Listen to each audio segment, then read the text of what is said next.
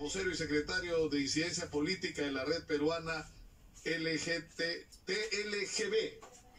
Nosotros somos TLGB, colocamos la T por delante por que nuestras compañeras trans y compañeros trans son la población más vulnerable de toda esta comunidad. De acuerdo. Ahora, ¿cuál es la opinión que les merece ustedes y que ya provocó una inicial reacción de Susel Paredes, la declaración que hizo Wilmer Cayagua cuando afirmó que los ciudadanos de la comunidad LGTBI tienen el mal enquistado en su corazón y en su sangre? Voy a reproducir para la gente que no conoce lo que dijo exactamente el señor Cayagua.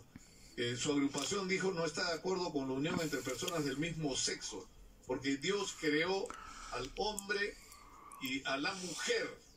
Definitivamente, con eso no estamos de acuerdo, con el matrimonio civil del mismo sexo.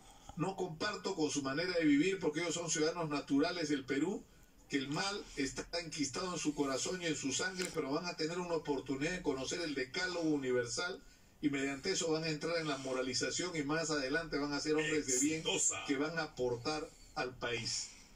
Cayagua afirmó además que las políticas de igualdad de género que el Ejecutivo impulsa a través de distintos ministerios como la educación, dice que si bien existe igualdad de oportunidades, nuestro Señor Dios de Israel creó a hombres y a mujeres distintos.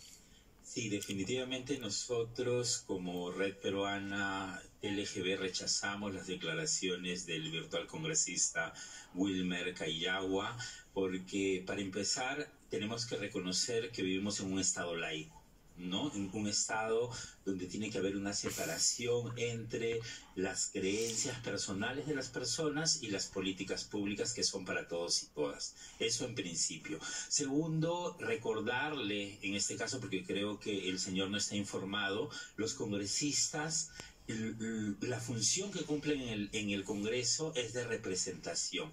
¿Qué quiere decir? Que ellos tienen que abrazar y recoger todas las agendas de todos y todas las ciudadanas, independientemente a que compartamos o no sus estilos de vida, sus creencias o sus prácticas. Entonces yo creo que esos son dos puntos primordiales que el señor tendría que tener en cuenta si realmente va a ser un congresista peruano, ¿no?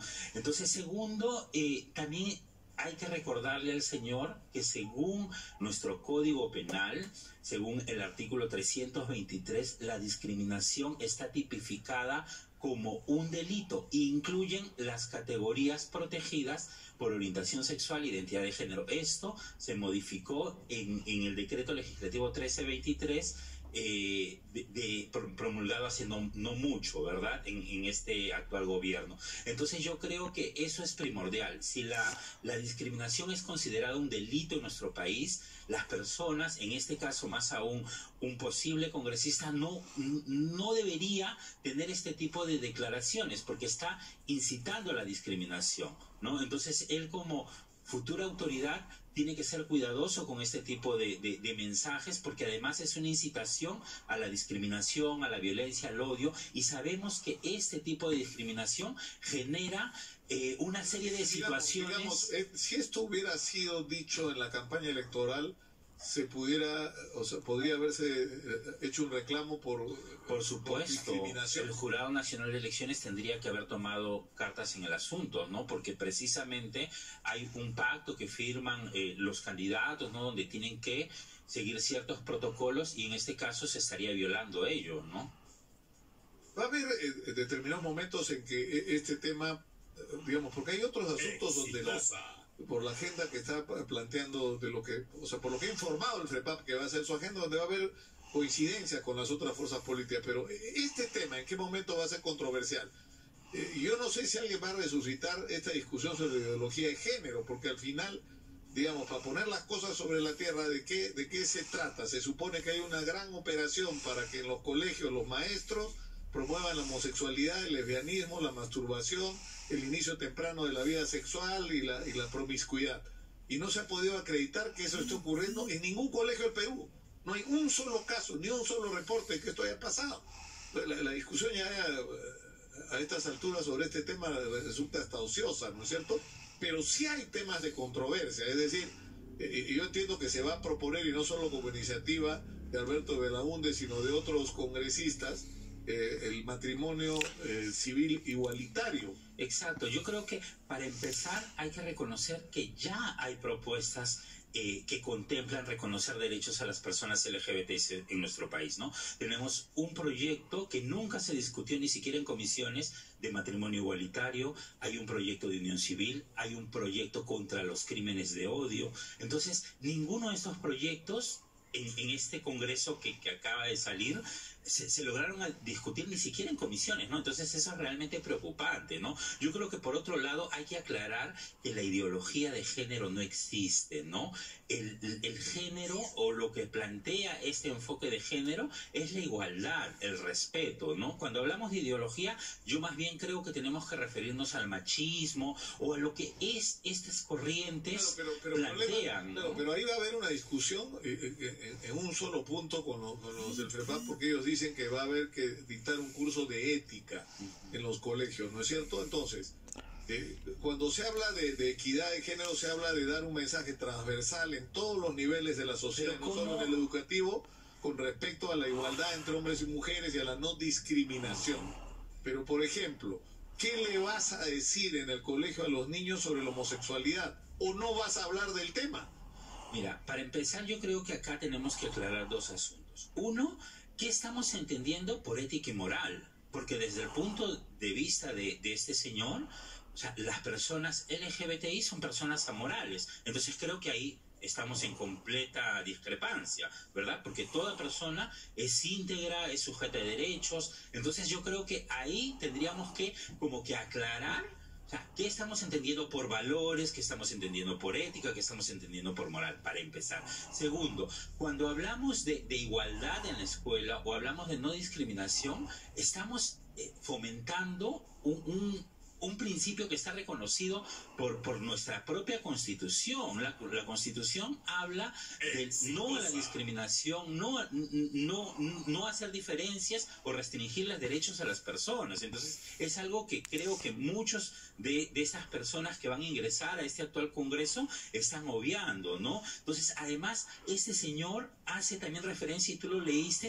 que nosotros vamos a tener la oportunidad de conocer el Decálogo Universal. O sea, hablan de una especie de conversión, ¿verdad? O sea, como que ellos te van a salvar, te van a rescatar, entre comillas, ¿verdad? Entonces, yo creo que eso es preocupante porque desde hace mucho organizaciones de sociedad civil y muchos estados están planteando que estas famosas terapias de conversión, ¿no?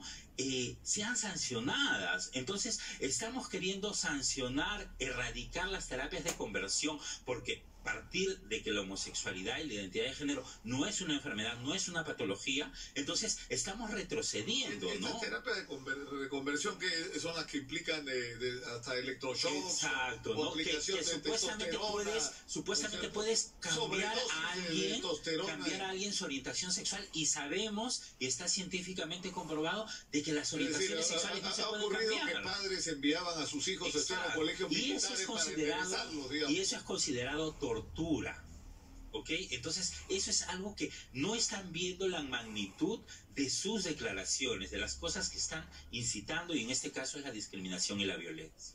¿Y cómo van a manejar este tema ustedes? Es decir, ¿van a proponer alguna iniciativa? ¿Qué es lo que van a hacer? Definitivamente, yo creo que hay que reconocer de que van a entrar fuerzas aliadas, ¿no?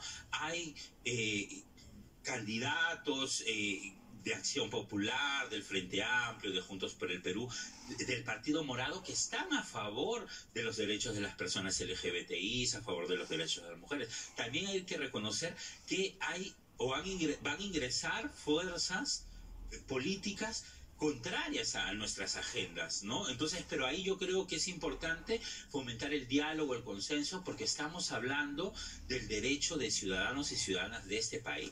No estamos hablando... Yo creo que tiene dos niveles de problema, ¿no es cierto? Uno, que es al final donde hay que aterrizar la discusión sobre la equidad de género en relación al tema educativo, ¿no es cierto? Que hay que dar un mensaje en los colegios donde se promueva la igualdad entre hombres y mujeres y la no discriminación. Y la no discriminación supone que si hay una persona gay en el colegio no le pueden hacer bullying. Y tienen que respetarlo también. Claro, pero eso te plantea un asunto bien delicado, porque hay gente que considera que la homosexualidad es una enfermedad, hasta gente que los homosexuales, como este señor, considera que son ciudadanos naturales, que el mal está enquistado en sus corazones y en su sangre. Es decir, exitosa.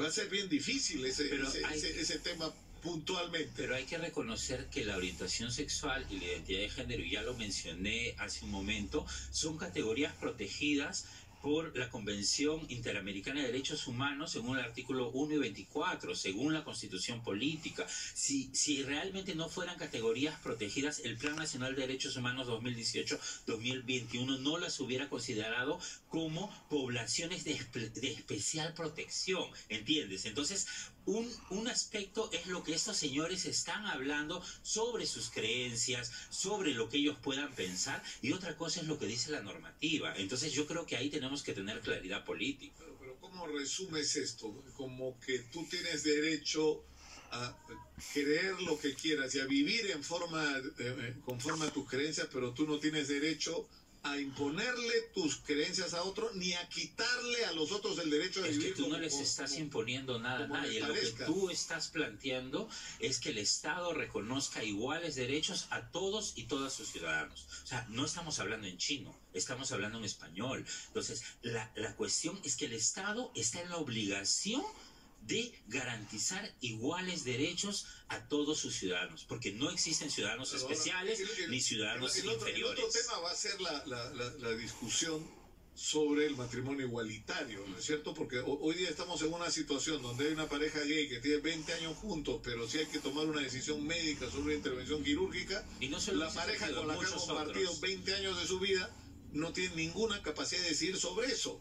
O si uno muere, los bienes quedan a la familia. Construido en común, exacto. ¿no es cierto? Se quedan en manos de... Entonces, esa es una vulneración de derechos, ¿no? Entonces, derechos patrimoniales, una serie de derechos civiles. Entonces, yo creo que hay que entender que el matrimonio, cuando hablamos de matrimonio en la actualidad, estamos hablando de un privilegio heterosexual, ¿ok? Porque no todos los ciudadanos y ciudadanas acceden a este mismo derecho. Entonces, para que este privilegio se convierta en un real derecho, debería ser garantizados a todos y todos en iguales condiciones. Entonces, mientras que un ciudadano, por ser homosexual, por ser una persona trans, no accede a este privilegio, está siendo discriminado. Entonces, eso es algo que también tienen que entender nuestras autoridades. Muchas gracias por estar con nosotros, y esto va a ser sin ninguna duda, Eduardo, una... parte de la controversia que vamos a tener. Y se tiene que abrir el debate, ¿no?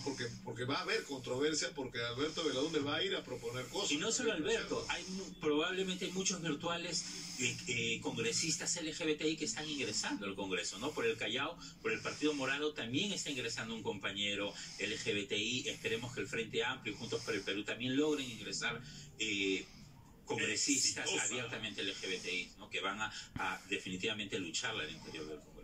Muchas gracias por estar con nosotros. Nos vamos con Karen Santillán.